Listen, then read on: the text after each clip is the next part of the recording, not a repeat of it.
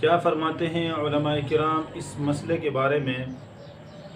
کہ بعض دفعہ ہم امام کے پیچھے نماز پڑھ رہے ہوتے ہیں اور قاعدہ اولیٰ میں ہم نے التحیت مکمل نہیں کی ہوتی ہے اور امام کھڑا ہوتا ہے، اسی طرح آخری قاعدہ میں ہم نے التحیت پوری نہیں کی ہوتی ہے اور امام سلام پھیرتا ہے، تو کیا ہماری نماز ہو جاتی ہے؟ قاعدہ اولیٰ میں اگر امام مقتدی کے تشہد مکمل کرنے سے پہلے تیسری رکعت کے لیے کھڑا ہوتا ہے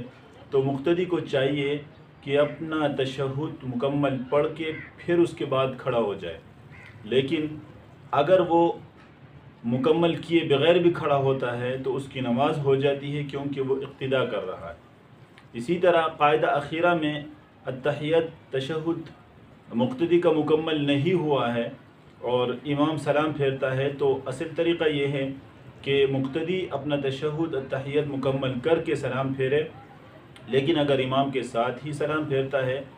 جہاں تک اس نے التحیت پڑھی ہے وہیں سے چھوڑ کے، تب بھی اس کی نماز ہو جاتی ہے۔ حلبی کبیر کے اندر اس کا واضح جزیہ موجود ہے،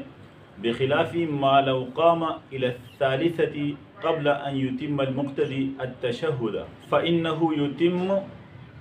ثم يقوم لأن التشہد واجب وإن لم يتمه جاز۔ اسی طرح یہ وَلَوْ سَلَّمَ الْإِمَامُ قَبْلَ أَنْ يُتِمَّ الْمُقْتَدِي التَّشَهُّدَ